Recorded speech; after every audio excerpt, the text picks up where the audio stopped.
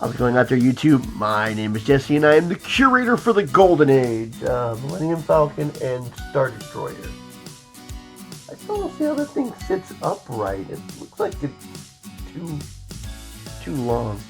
Anyways, I have a new Golden Age hero for you, and this thing is totally stupid. It is Christmas time, and this is a stupid hero. The origin is stupid. I actually have an origin this time. The origin is stupid, the concept is stupid, and I swear in the very last issue, the artist checked out. I mean, there's a story there. It doesn't look like he doesn't look like he went to painstaking efforts to get it right. So, let's go ahead and cover this hero. His name is Steel Fist. Now, the thing with the Steel Fist starts off kind of weird. The Steel Fist, Tim Slade, first appeared on Blue Circle Comics in 1944. Publication is Rural Publication. I can't find a artist or story writer for this. The weird thing is, there are 6 issues, and it is called Blue Circle Comics because it is named after the featured hero, who is the Blue Circle.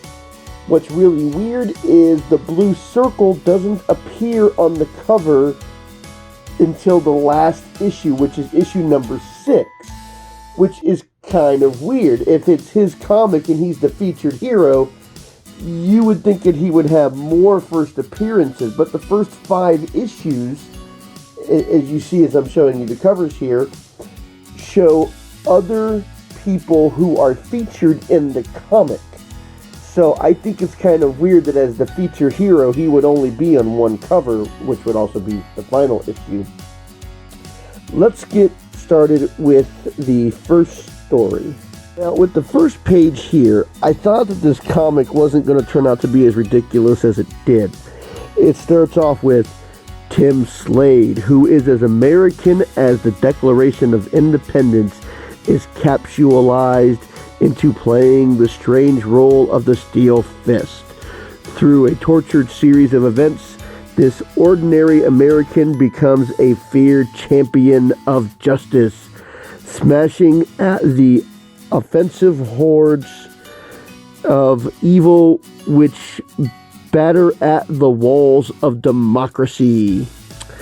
Now, this is the only time where the Nazis are going to be prominently shown like this, as you show the Captain America ripoff with the Steel Fist punching Hitler in the face. Now, all the issues surround Nazis in some shape or form, but this is where they're most prominently featured. Okay, Tim Slade starts off as a steel worker at what I believe is a smelting plant, because they melt steel. Now, back then they just called them steel plants. I think we call them smelting plants now. And they need some volunteers for overtime, and he says he'll take on an extra shift, but it's for Uncle Sam, because they were melting metal for the war effort, because the war hadn't actually ended yet. So he's on his shift, and some mysterious people that he doesn't recognize shows up, but he doesn't pay them any mind.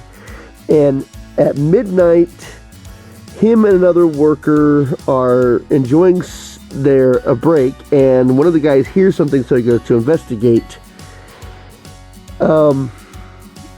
He encounters these people, and they shoot the old guy, and then Tim hears the gunshot, and he goes to approach the saboteurs, and he throws a wrench and hits one of them in the neck. And the guy doesn't seem to be fazed by the fact that he was just hit in the neck with a wrench. I mean, this isn't a small monkey. This is a rather large wrench. So they knock him out, and for some reason, before they sabotage the steel, which they're about to do, they decide to plunge his arm into the melted steel. And it even says, right into the molten glowing metal. They shove his arm into the metal. I don't even know why you would think of doing something like that. So they put this chemical compound into the steel that would render it useless. Don't understand. Let's see. I guess in the morning, a military guard, because you can see the equipment that he's wearing, sees one guy dead and the other guy injured, and they get rushed off to the hospital. And the nurse is asking the doctor what they can do for Tim. And the doctor says, prepare for amputation. There's no way to get that steel off. I have a problem with this. I don't exactly have a whole lot of experience with melting metal, but I did do contracting work for a smelting plant. And no, it doesn't work this way. No. I'm pretty sure that the temperatures at which you get molting steel, or really, sarcasm is one of my many talents, or any molting metals materials is gonna take your arm to the bone. Let's continue with the origin. Now, Tim is lying in his hospital bed, apparently racked with pain, and he's saying this in his sleep. Nick, you killed Nick. The steel. Pain. Oh. And then, I know. And then all of a sudden it says, then the room is bathed in radiant light, and a mystical figure of justice appears. I have no idea who this lady is, and if you guys watch my channel, you guys know that I did a countdown of patriotic superheroes, and I have no idea who this lady is. Well, Golden Age patriotic superheroes. I have no idea who this lady is. And apparently, I'm just going to go ahead and go over what she says. The injustice to you shall be turned to good. This is decreed that the fist of steel shall do battle with the enemies of right. Your pain is gone, your mission ahead. Godspeed. I have absolutely no comment. Okay, so I want you to keep in mind that the steel is on his right hand. His right hand, and it looks like his forearm, is covered in steel. And yes, I mentioned this for a reason. And the upcoming issue, you'll see why. So he wakes up, the pain is gone, and he finds out that he can use a hand. Yes, a hand that is covered in steel. He can use it as if it were a real hand. The plant has been closed while the FBI investigation is going on, and then I think it's the next day, he suddenly has this costume, finds and knocks out the Nazis because of a button that he ripped off the shirt when he first encountered these guys, beat them up, turned them in, and as he walks away, he goes, just call me the Steel Fist. And it only gets more ridiculous from here. Oh God, this is so stupid. Okay, I'm not going to go into great deals for the rest of the stories. They are very quick stories, and they are very ridiculous. I'm going to cover the rest of these briefly, and I'm going to point out a number of inconsistencies that I found. Let's go ahead and finish this review. Sorry. Now, in this issue, the plant has now been granted the ability to listen to music while they work, and there is also a strange, mysterious glass cloud release that is hypnotizing everybody, and Tim isn't hypnotized because for some reason he happens to be wearing a gas mask. Now, in this scene right here, you can see that he actually stopped somebody from destroying machinery with a steel sledge using the steel fist on his left hand. It's right there on his left hand. And then it goes to where he must have had this costume stashed at work, because he gets into his costume and he stops the people from releasing the gas that was hypnotizing people. And he saves the day. Now, in this issue, there's a taxi driver, but I really think it's kind of stupid. Tim gets mistaken for a gangster because he looks just like the gangster. And then some people from that gang break into his house and take him captured at gunpoint. And as you see, no steel fist. Now, if he happens to be covering it up with paint or something, they certainly aren't mentioning it or hinting at it. And as you see, the fist actually seems to be bigger than his hand. So if he was wearing a glove or paint, he needs a rather large hand.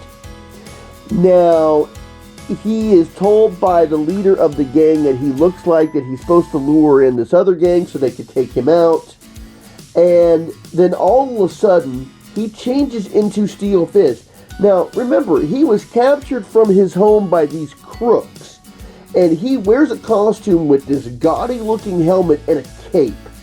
I could see the costume being under his clothes, but where was he hiding the cape and helmet? No, he suddenly changes into his costume after he was taken from his home. I would really like to have answers to these questions. The gang starts going up against each other. Steel Fist knocks everybody out, and he saves the day. Knocking people out with his Steel Fist seems to be par for the course. Now, in the next issue, we find out that Tim still works at the steel plant, and he's informed that some guys are missing on the floor, and he goes out to find them, and apparently some bookies are at the factory, I guess either collecting or taking bets, and Tim busts them all up and they make them leave. Later, Tim is walking down the street, and he is jumped by these guys. Now, we can see that he doesn't have a steel fist at first. Then he starts knocking people out with the steel fist. And then they run away. You can see the steel fist is gone again. The inconsistencies of this is maddening. Then later on, he encounters the full gang and drives them off with his steel fists. Then they go after someone who they believe is a rat. They're going to take him out. The steel fist busts in, knocks out everybody, and turns them over to the authorities. And Steel Fist again saves the day. So in the next issue, we see these articles of war plants being taken down, and the war plants are basically where they produce things for the war effort, whether it be mostly metal. I'm pretty sure if you ever heard your grandparents telling stories of the war, you heard about how they were always collecting metal. Any metal that you weren't using, actually staples from comic books too. But the war plants were being taken down, and Tim sees some mysterious figures near his factory, near the factory that exploded, and encounters them, and he gets hit behind from a brick that fell off the blown up building. Later on, he happens to encounter one of the saboteurs by strictly luck. He confronts the saboteurs. He gets knocked out from behind. They tell him the plan and how they were able to sneak dynamite into the plants because people were being searched. He frees himself, stops the saboteurs, turns them in, and then was able to get to the plant that he works at before it was blown up by the same method that the other plants were blown up. And the Steel Fist saves the day again. And he's apparently starting to get recognition because they recognize him. And in the last issue of the Steel Fist, this is the stupidest story of all. So Tim and a buddy of his, they go to a circus and they see the performance. And as they're on their way out, they hear the snake handler getting fired by the ringmaster. So, this apparently happens over the course of a couple of days, but there's only so many panels. I had to go quickly with this. The snake handler is approached by Nazis, and the Nazis say that he's a great admirer of his work, and he wants to hire him. So he hires the snake handler to go to the plant and pose as a worker, because they were hiring new workers into the plant, trying to step up the war effort. And he comes in and he starts getting his snake to kill people. And this is how they're going to sabotage the plant, by killing all the workers with a giant snake. But the Steel Fist recognizes the snake guy. He beats them up and takes him down. And the Steel Fist saves the day again in his final issue. And at least at the last issue, they don't say tune into the next issue of Blue Circle Comics, like all these other people who thought that their hero was going to go on. In the last panel, they talk about buying war bonds, which this was before the war ended. So, they were trying to get funding for the war effort by selling war bonds. So a lot of comic books actually started pushing this at about the same time. And that is the Steel Fist. And you can see all the pictures where his fist just disappears. Okay, that's it for this comic. This was so stupid. If you like this video, go ahead and give a like and share it with a friend. For anybody who's noticed, my Star Wars vehicles have been switching the entire time that I've broken in. Why? I have absolutely no good reasoning for it. I just wanted to do something with this video that was more sensical than what I was reviewing.